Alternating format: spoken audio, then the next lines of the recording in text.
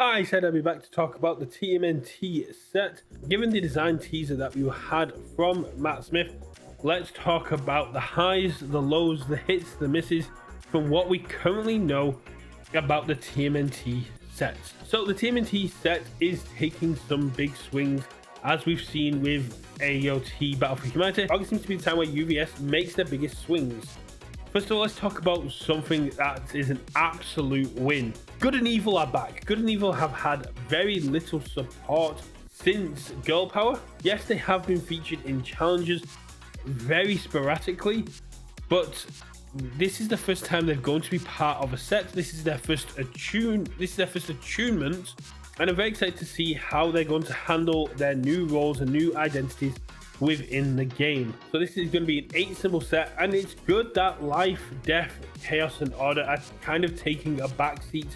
They have been very powerful symbols throughout the last year, showing up with cards in pretty much every single deck and taking down a few regionals and nationals themselves through some of their very powerful cards and synergies. So giving the other symbols a chance to shine and letting the new shiny cards have these other symbols that kind of need more love makes a lot of sense. This to me was just an absolute win. However, two symbol characters are fine with attunement, but at the same time, attunement itself is a bit of an issue. Let's move on to the actual set being completely attuned, and I can go into this. So just like everybody else, last August attunement was announced and I was like, cool, I get to play every powerful card. I get to play every single card that can go into my deck that has power behind it, but there's the rub. So does everybody else. Everybody else gets to play the same cards. And that isn't Universus. Universus, at its core, is you pick a symbol and that symbol dictates how you're going to play the game. It doesn't limit your deck creativity. You are able to run infinity cards, you're able to spice things up, but the way, let's look at a Godzilla, the way that a Earth Godzilla, a Water Godzilla and a Chaos Godzilla would run before attunement were completely different. They were 3 completely different decks than what we have now. The fact that a Water Godzilla, a Chaos Godzilla and an Earth Godzilla can all run Determined Advance and short-lived promotion and all these cards that have the attune symbol means that you're losing some of the deck identity from that. It's limiting your deck's creativity, because why wouldn't you be running these cards? Why wouldn't you be running the most optimal plays for a regionals? Whereas before attunement, you had to make the sacrifice. You had to figure out what the best symbols were, or if you wanted to play off that symbol, how your deck was going to counterbalance this. Whereas now it goes, the symbol almost doesn't matter because you get to play everything. And that is my issue with attuned. 2 symbol attuned seems to be the way that they kind of handle this. 3 symbol characters having access to attunement on all 3 symbols is very strong. Look at Ghidorah, look at Godzilla, look at all these 3 symbol characters that are able to push it a lot further. Nick Reagan and Rodan are able to play a lot of powerful cards, and 2 symbol characters do combat that.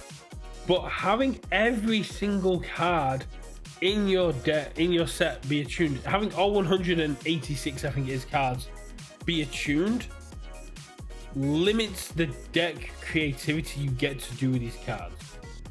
And I get that the good and evil symbol need this. A lot of their characters need to get the support with those symbols, but the Splinter backup we've seen in the Star deck is very powerful. It's a solidly strong backup, and also I'm going to once again point out, I called Splinter was going to be a backup. Come at me. But it is an attack negation backup that should be run in any deck with the good symbol. And I think the main issue is, if all the sets had just been attuned, if we were shown this is the future, if we went all the way through from Attack on Titan to now with everything being tuned, nobody would have batted an eye. The reason I now have this issue with Attune, the reason I now have this kind of oh, not everything should be attuned, is because of Critical Role. Critical Role has shown us what this game can do. The Critical Role Heroes of Exandria set was so balanced, was so beautifully done. The design behind that set was amazing. We had our rares, we had a majority of our rares, uncommons, and commons be attuned, having that ability to go into any deck and be versatile. But our signature cards, our cards like Sweeping Daggers, our Vax card, our Aerial Goblin Bolt, a Knot card, our cards that were tied to characters, their signature cards, like the cards that you would expect them to run, or the cards that synergized with them, were on their symbols, and that was perfect. It meant that yes, that character, no matter what, was still able to run that card. But if I wanted to play, say, Beauregard, and I wanted to play I Want to Rage, my options then became more restricted. The way I played became more restrictive, so my creativity as a deck builder was increased. I then had to go, cool, if I want to play on fire, if I want to play on earth, to play I Want to Rage, then I'm going to need to utilize I'm going to have to play on the earth symbol.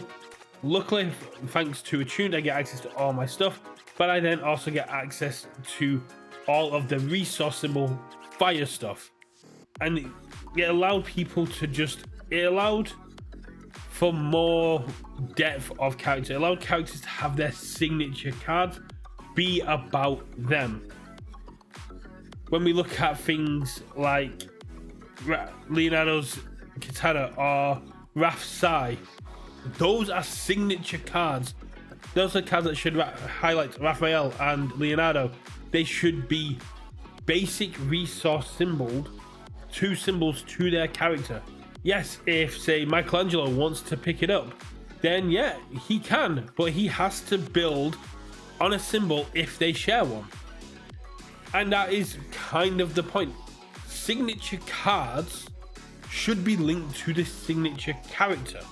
And I think that is something that is missing from the TMNT set that we have here. Having everything be attuned shouldn't be the case. Critical Role spoiled us with this. Critical Role Heroes of Exandria was beautifully designed, was beautifully done, and has kind of ruined this all attuned aspect for everyone else. TMNT is still going to do very well, it's still going to be very popular, but I don't think it should have been all attuned. I think this should have had the Anger Flurry and the basic cards be attuned, but when you get to the signature cards, when you get to the cards that tie in to a specific character fully, such as the boys' weapons, that should have been locked onto their symbols. Going, cool, you can play this if you're playing this symbol. If you're not playing this symbol, if you're not playing Raph's symbol as your primary symbol, you don't get this. Simple as, if you want Raphael to trust you with his size, you need to be playing his symbol as your dominant symbol. And that, to me, would work better as a thematic translation than, cool, you share a symbol with Raphael, here's his size. To me, that just doesn't quite work. Moving on to something that is working, personally, the visual rarity of the cards being in your face at the start. The commons having this cracked, dirty, kind of dry wall, sewer-esque wall to them is very cool and makes the cards very easy to see, but I will get onto the white background after this. Then you have the pipe going across the keywords, highlighting the keywords on the uncommons. The rares, the wall starts to crack back a little bit around the pipe, and we get exposed brickwork with the color of the card. So we can see we have actions, we have backups, we have assets, and you can see here that the color of the card is represented as you get deeper into the rarity. And as we go up, and we can see as we go up in the rarities, the cards become, you get more in the card, so you can see that the pipes, the brickwork, everything else because you get more of it as you come in here. The white background. The white background is something I've seen Discord be split over. Now, I think this makes the cards a lot easier to read. Accessibility has been something that we as content creators and we as players have been asking for more of. It's something that when Richard was helping me out with videos and was on the podcast, it was something he talked about a lot, being able to immediately identify cards, see cards, making cards more easily identifiable. Having this white background on there is beautiful. Now, it has been brought up quite a lot, and it was brought up immediately by Tam at the summit. These don't look like UVS cards. The fact that you have that white background immediately kind of breaks that immersion, especially if you have this compared to the Street Fighter cards or the AOT cards or the other cards that have that immediate color point out. It is something that will take a little bit of an adaptation, but you can still tell what card type each card is. One, they're still set at the bottom. The bottom left hand corner, you can still tell which ones are which. And they have got the stylized highlighting of graffiti around the control, around the cost, and around the name. So Raphael's side, you can see around the 0, it has the green graffiti. Around the check, it has the green graffiti. And around the name, it has the green graffiti. So it makes it quite easy to stand out and see. Now the issue will become if we have, say, a green background, an orange background, a pink background, that the highlighting may just blend in to the card. But at the same time, if you can't see any other color, then you should be able to then go, it's a pink background, I can't see any other color, this must be a backup. This is something I did make a mistake on. In the TMNT starter deck, I called Splinter a foundation. Now this was a low res image that I was looking at, and I missed the pink around the edging. So he is actually a backup. I said foundation, and taking quick looks on, say, webcam or other digital ways of playing could be an issue. But luckily, for the first time, luckily, those aren't supported competitive formats. So you're going to be able to ask your opponent what they are. You're going to be able to have a bit more time and have fun. And at a regional, at locals, when you're sat across the table from someone, they're going to be clearer to see, and you're going to be able to pick them up and read them. One of the big wins is something that's followed on from Street Fighter, the highlighted abilities. Response having this highlight of blue with the black text, Enhance having this highlight of yellow with the black text, Schemes having this nice blue, light blue first form. I think this is going to be something that's very clear. Having the blue text for the card did make it quite clear what that ability was, but could make it hard to read, especially for webcam, especially for locals. When someone plays a card, you go, okay, that's a form ability, but what kind of form ability? They were a bit hard to read, especially upside down. So accessibility wise, I think this is a huge win. I think this is absolutely amazing. Schemes for long-standing players, and I said this before in my initial reaction, but I've had time to process it. Even more, I had time to process it from the regionals, and I landed on schemes weren't needed. I've had more time to process it and had discussions since more people have seen schemes. Schemes were needed. I've flipped again in the last couple of days. Actions are the toughest part of this game to understand. They're not included in the star decks. They're the biggest thing that content creators and people ask when learning game. It's one of the biggest things content creators get asked. I made a whole video about timings on actions and how actions work, and that is because they are unique aspects of the game. They don't build in. They can be played at multiple times throughout a turn. So as much as my head then went when we saw the preview and I was able to talk about schemes, because I'd only had myself really to go through it with, and I went, oh, we don't need these. These are just actions that have first form. Why do you need scheme? Well, they're not for me.